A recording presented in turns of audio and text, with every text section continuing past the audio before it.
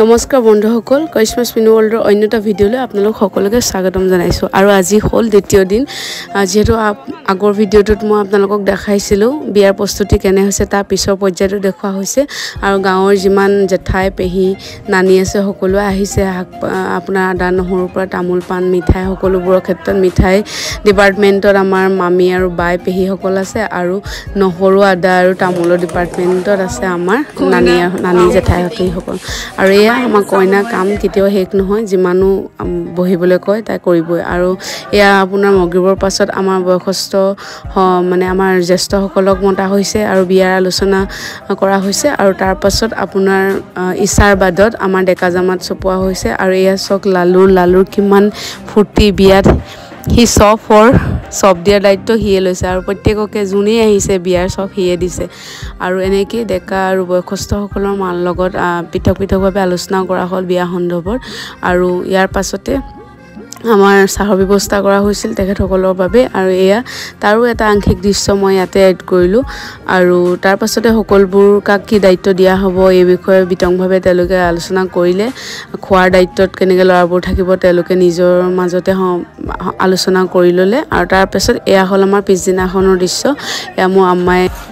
তামোল পাণৰ বঁটা আগবঢ়াইছে যিহেতু ৰভাৰ প্ৰথমটো খুঁটাত এনেকৈ দিয়া নিয়ম আছে আৰু এয়া ৰভাৰ কাম আৰম্ভ হৈছে আৰু দেখিছে সকলোৱে কামে মনে লাগি আছে আৰু সম্পূৰ্ণ হোৱাৰ পাছত মই আৰু এটা ক্লিপ ইয়াতে এড কৰিম এতিয়া যিহেতু আৰম্ভ কৰা হৈছে আৰু কামবোৰ এনেকৈ চলি যাব আপোনালোকেও ভিডিঅ'বোৰ চাই যাব আৰু যদি ভিডিঅ'বোৰ ভাল পায় তে লাইক কৰিব নাপাহৰিব আপোনালোকে চাইছে আমাৰ ৰভা কাম অলমষ্ট হৈছে আৰু অলপ বাকী আছে কালি দিনত কৰা হ'ব আৰু ইয়াত বহিব আমাৰ মৰমৰ কইনাৰ লগত বহিব আমাৰ ৰাইজসকল ইয়াত বহিবলৈ দিয়া হৈছে আৰু ফুল চাইডে আমাক খোৱা ব্যৱস্থা কৰা আছে আৰু সেইটো চাই এতিয়া লাইটৰ ব্যৱস্থা নাই কাৰণে আমি কালি দিনত দেখাওঁ আৰু আপোনালোকে মোৰ ভিডিঅ'বোৰ লাইক শ্বেয়াৰ আৰু ছাবস্ক্ৰাইব কৰিব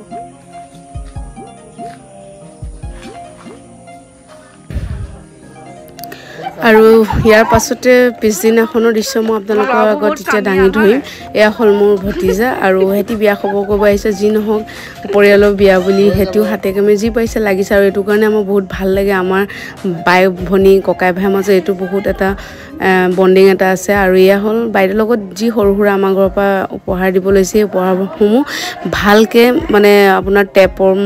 টেপৰ ব্যৱস্থা কৰিছে যাতে ৰাস্তাত নিওঁতে যাতে একো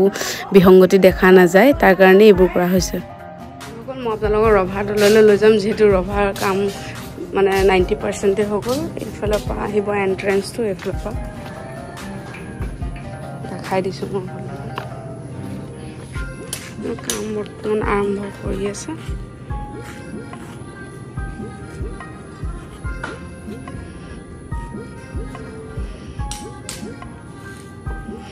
আৰু এইফালৰ পৰা সোমাই যাব লাগিব ইয়াত বহিব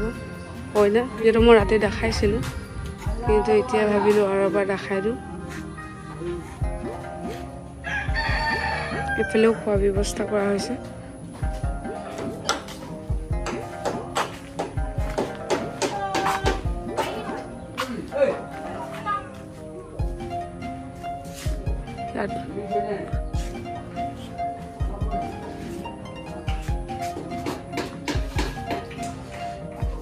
আৰু আপোনাৰ এইফালে বনোৱা সিজা কৰা হ'ব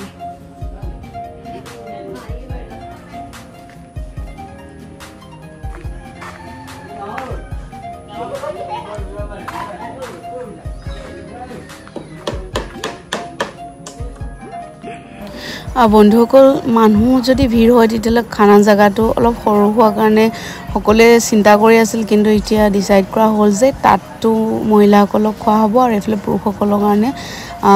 খোৱাৰ ব্যৱস্থা কৰা হৈছে আৰু যিদিনাখন দৰা আহিব 23 তাৰিখে সেইদিনাখন ইয়াত কইনা বহিব যিহেতু আমাৰ সমাজত নিকাহৰ আগমুহূৰ্তলৈকে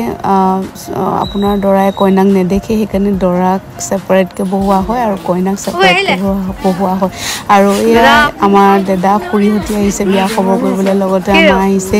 বৌ আৰু এইজনী মাইনাজনী ভতিজা হয় আৰু এনেকৈ ঘৰৰ মানুহবোৰে যেতিয়া বিয়া বুলি এটা খবৰ ল'ব আহে সঁচাকৈ বহুত বেছি ভাল লাগে কাৰণ এইবিলাকে এটা মানুহৰ ইজনে সিজনৰ প্ৰতি থকা মৰম আৰু চেনেহবিলাকৰ এটা পৰিচয় দিয়ে আৰু ভাল লাগে ঘৰৰ মানুহবোৰক এনেকৈ একেলগে পালে বহুত বেছি ভাল লাগে আৰু তাৰ মাজতে মোৰ বান্ধৱী পৰিস্মিতাও আহিল বিয়া খবৰ কৰিবৰ কাৰণে আৰু তাইকো মই 1 বছৰ পাছত লগ পাইছোঁ কি খবৰ বাইদেউ ভালে আছে চাকৰি কৰি কেনেকুৱা লাগিছে ভাল বেয়া মাজত ব'লা হয় এতিয়া যদি বিয়া নহ'লাহেঁতেন কেনেকুৱা মজা লাগিলেহেঁতেন নে আহা